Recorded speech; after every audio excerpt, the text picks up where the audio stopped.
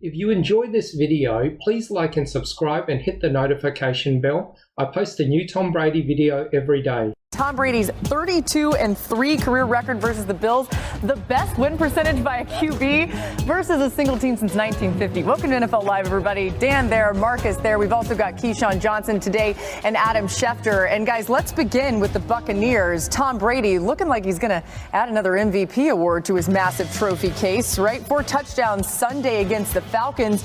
Brady is shining when the opposing defense succeeds. He leads all QBs in the league this season in touchdown passes, QBR, yards per dropback on plays where the opposing defense has earned a pass rush win. It's like, what are you going to do with this guy? It doesn't even matter. Tom Brady told me that he thinks this week is their most important game of the season. A lot is at stake for them right now. They're currently sitting in the 3rd seed of the NFC. They're vying, though, for higher seeding. They want home field advantage in the playoffs. And his teammates tell me they can feel that intensity heightened throughout the week. They can feel the ante upped quite a bit. And they also feel, as Brady put it, like their best football is still ahead of them. I do feel that intensity for sure. I mean, we got a playoff team coming in into our house.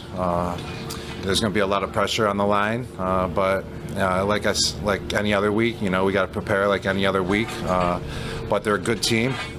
They got a winning record. They got a lot of playmakers. They got a lot of good players on the defensive side of the ball. So it's going to be a pretty intense atmosphere. I would say it's going to be more of like another playoff atmosphere.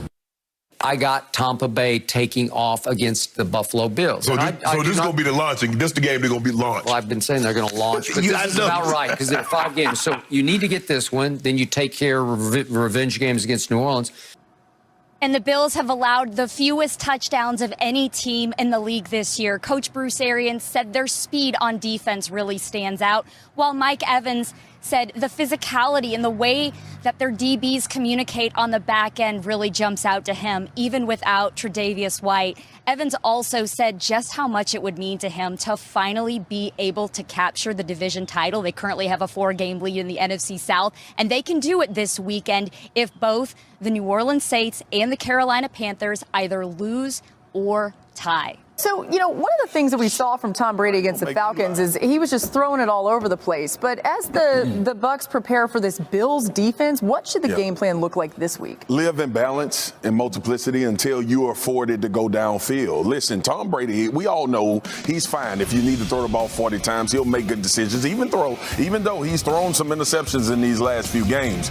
But Leonard Fournette, Ronald Jones, not only handing the ball off to him, but in their checkdowns, the easy access throws. We see Godwin always catching quick throws and throwing it up the field, and then exploit matchups with Rob Gronkowski. Listen, I text Dan during the game. I was like, Dan, how the hell does Rob Gronkowski keep playing like this? When he walks out to the huddle, everybody Sunday, I want you to watch Rob Gronkowski walk to the huddle.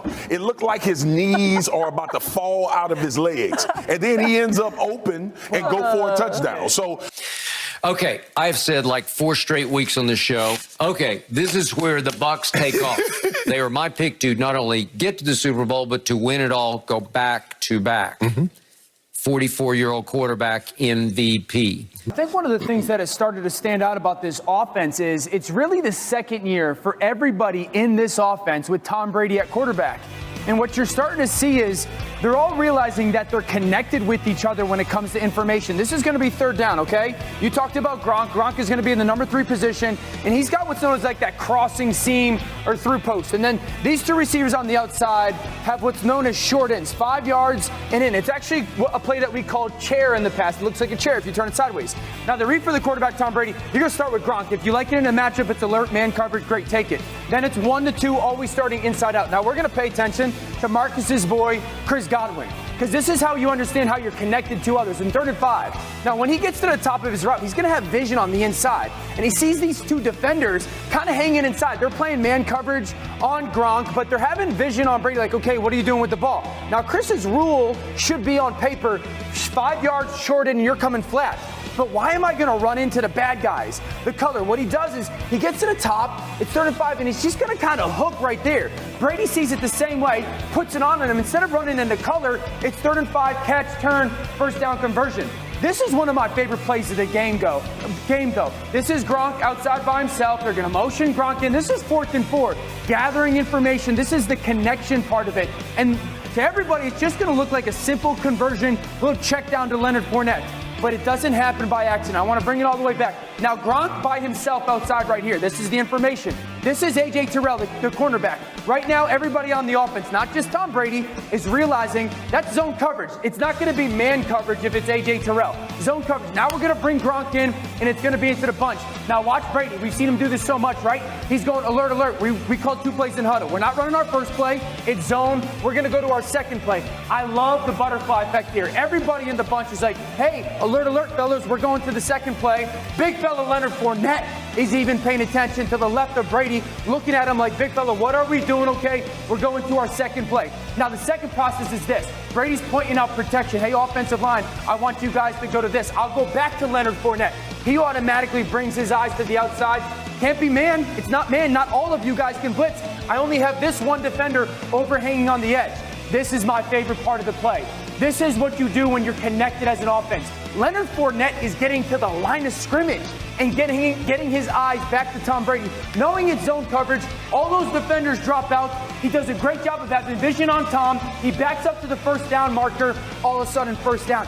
The understanding of how all those pieces are connected to one another is the growth of being in 1 year into the offense to the second year in the offense. I think Leonard Fournette is probably the biggest benefactor along with Chris Godwin when it comes to that. Yeah, stop me if you've heard this before, but Tom Brady, the top contender to reach the Super Bowl.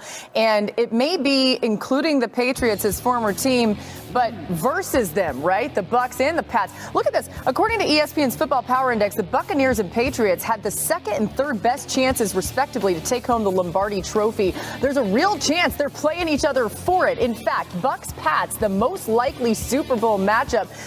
If you don't stop Tom Brady will get away with running the ball 2 stinking times. He'll throw it just like New England ran it 46 times. Tom Brady will throw it 46 times. If you cannot stop the pass, Skip, nobody throws it more. Nobody is sacked least. That's the recipe for a guy that can throw for 400 yards against the Buffalo Bills, because he's going to throw it. And if you can't get to him, what's to deter him from throwing it? Okay, Broussarians and that whole coaching staff, they want to see 44-year-old MVP. He's leading the league with 34 touchdown passes. He's leading the league with 3,771 yards passing. That equates to 314 yards per game, which leads the league. He is on pace, on course, on the arc to win the MVP. Yeah. But you got to cap it off. Right. And this is a cap it off kind of game, because after this, they get a revenge game against New Orleans at home, night game. I think it's a Sunday night game. They're going to blow the doors off. Yeah, they would like to, because they got their doors blown off by New Orleans last year in a similar game. Yeah, New Orleans is beating them every game except the game that matters in the championship game. That is correct. But I'm looking at these odds. Tom Brady is plus 150. Colin is second. Mahomes is third. Rodgers got to be – where's Rodgers? And as always, we are here to keep you updated on what it is going to take for the Buccaneers to get a playoff spot, what that route is going to look like. So as always, we start off with just what happened this last weekend. Tell us about the games that would have affected the Buccaneers' path to the playoffs. Well, the Buccaneers took care of their own business by beating the Falcons to improve to 9-3, which has them tied with the Packers for the second best record in the conference behind the Cardinals, who got Kyler Murray and DeAndre Hopkins back and then beat the Bears. So they stayed in the first seed overall. Even though the Bucs caught the Packers, they did not move up from their third seed, which they've been in now for 3 weeks, because the Packers at the moment have a superior conference record. That's games against NFC teams. They're 7-2, and the Bucs are 6-3. Behind the Bucs, Dallas won and the Rams won, both of them kind of coming out of little slumps, so they stayed in the 4th and 5th seeds. And the only real change in the NFC seedings was Washington, which is really on a roll, moved up to 6 after winning, and San Francisco dropped to 7 after losing to Seattle. So the scenario didn't change a bunch for the Buccaneers, but I guess you could say they held serve and are still in position to fight for that 1 seed down the stretch. So what does that mean for this weekend for the Buccaneers and what they could accomplish? Well, like I said, the Bucs are in 3rd in the overall NFC standings, but they now have a 4-game lead in the division.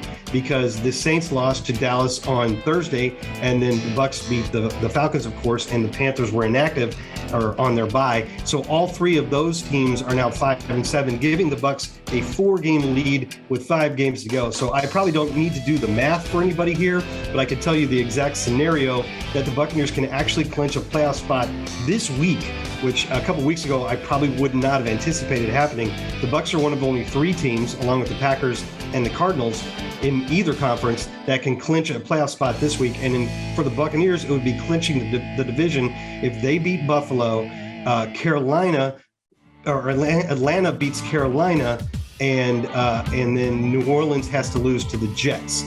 The reason for that is that would put the Saints and the Panthers 5 games back with 4 to play, so they'd be out of the picture, and Atlanta would be 4 games back with 4 to play. So even if they ran the table and the Bucs lost all 4 and they ended up tied at the end, the Buccaneers would win the division because they have beaten the Falcons twice head-to-head. So there you have it. There also is one kind of weird scenario where the Buccaneers could clinch a playoff spot this weekend without winning the division, and that would be if they tied Buffalo, which obviously we don't expect, but just so you're prepared, if that happens and the Bucs tie Buffalo, they would get a playoff spot if Carolina lost, New Orleans lost, Minnesota lost, San Francisco lost or tied, and Washington lost or tied. So if the Bucs get that tie, then start looking for all those other things. But it's probably not going to happen because there's only been 1 tie in the entire 46-season history of this franchise. So that's something to keep in mind, but don't worry about too much. Yes, always fun to have those random scenarios that are probably not going to happen, but kind of intriguing to think about. That's it for this video. I post a new Tom Brady video every day, so please like and subscribe. That way you'll always have a new Tom Brady video to watch every single day. Thanks for watching.